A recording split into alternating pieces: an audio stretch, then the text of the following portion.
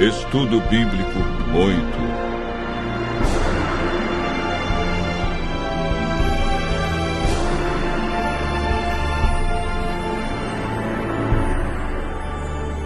8. O milênio.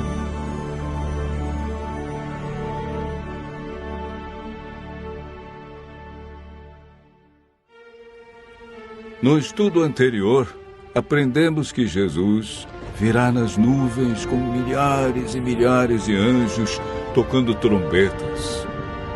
A Bíblia diz que ele vem de maneira visível, literal, e que todo olho o verá. Aprendemos que por ocasião da volta de Jesus, haverá 4 classes de pessoas na terra. A primeira é composta pelos justos mortos, que farão parte da primeira ressurreição. A segunda classe é dos justos vivos, que serão transformados e levados para o céu juntamente com os ressuscitados. A terceira classe é formada pelos ímpios mortos, que permanecerão na sepultura. A quarta classe é a dos ímpios vivos, que serão mortos pelo resplendor da glória de Cristo.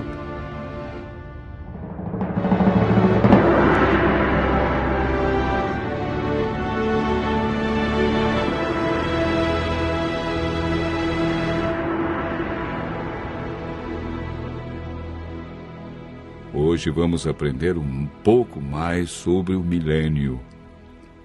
A palavra milênio não existe na Bíblia, mas ela significa um período de 1000 anos e aparece 6 vezes em Apocalipse, capítulo 20, versos 1 a 10, referindo-se ao período entre a primeira e a segunda ressurreição.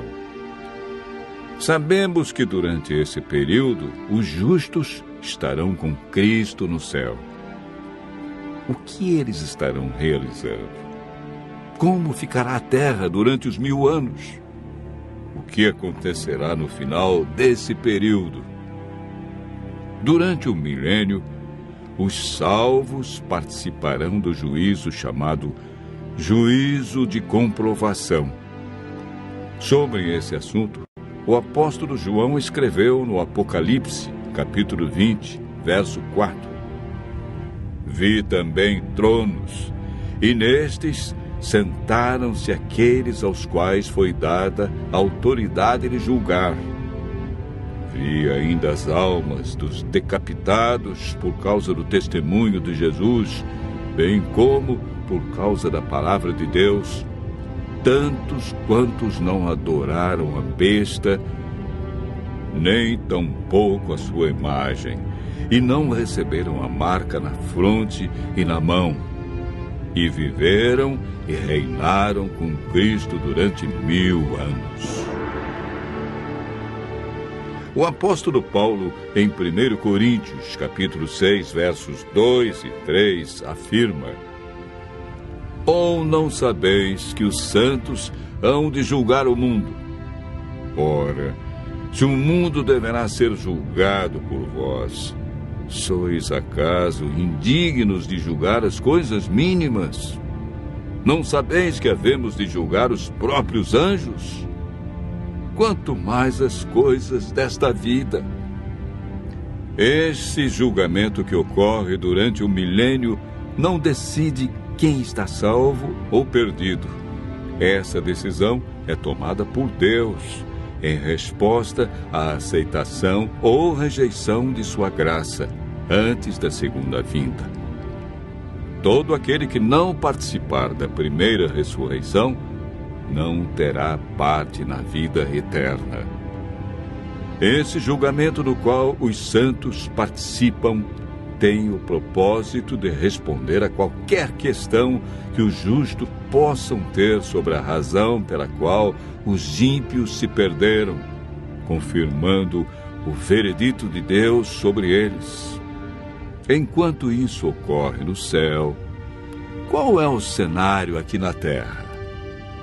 O profeta Jeremias, no capítulo 4, versos 23 a 26, e capítulo 25, verso 33, responde da seguinte maneira: olhei para a terra, e ei-la sem forma e vazia.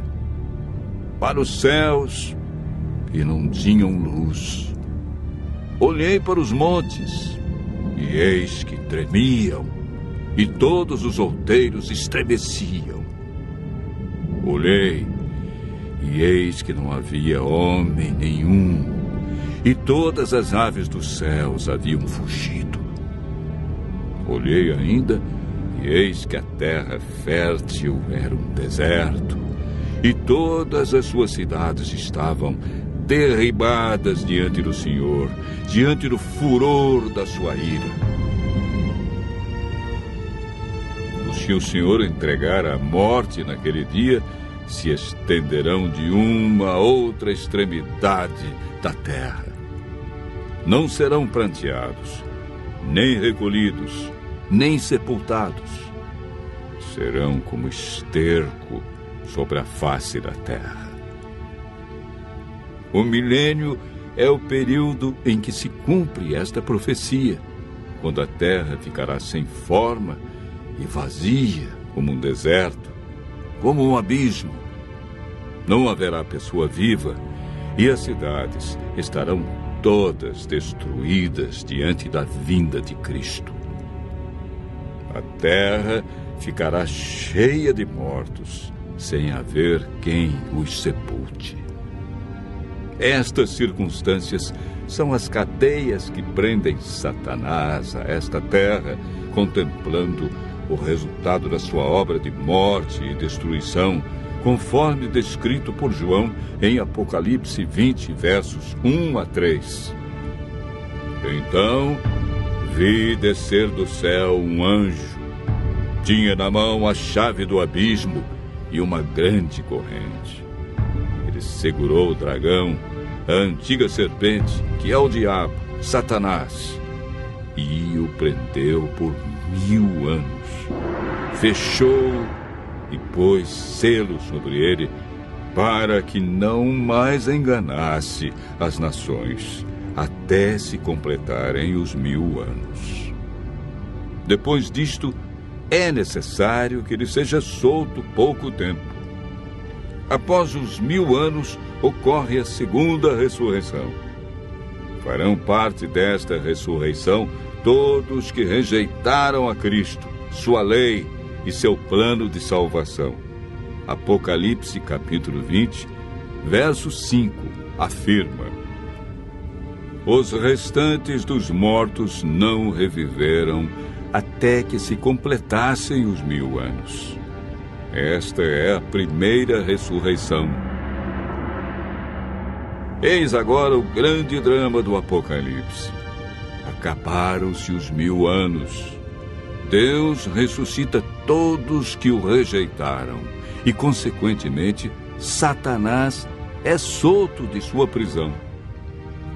Apocalipse capítulo 20, verso 3, diz que, depois disto, ou seja, depois do milênio, é necessário que ele seja solto pouco tempo. Por que pouco tempo? Porque Satanás realizará sua última obra de engano na terra, preparando um grande exército, tão numeroso que a Bíblia diz que será como a areia do mar, para atacar a cidade santa, a nova Jerusalém, que João viu descer do céu. Esse maravilhoso acontecimento é descrito por João em Apocalipse, capítulo 21, verso 2. Vi também a cidade santa, a nova Jerusalém, que descia do céu, da parte de Deus, ataviada como noiva adornada para o seu esposo. Enquanto isso, Satanás reúne seu grande exército. Ele tem milhões de pessoas que foram ressuscitadas na segunda ressurreição. Apocalipse, capítulo 20, verso 9, diz: marcharam então pela superfície da terra e sitiaram o acampamento dos santos e a cidade querida. Desceu, porém, fogo do céu e os consumiu. O fogo que destruirá Satanás e os ímpios purificará a terra da poluição do pecado. Deus banirá para sempre a tristeza, a dor e a morte. Os justos, então, receberão as boas-vindas para o seu novo e eterno lar. Nunca mais pecado, e nem pecadores, dor, sofrimento ou morte. Continue ouvindo a voz de Deus e se preparando para um novo céu e nova terra,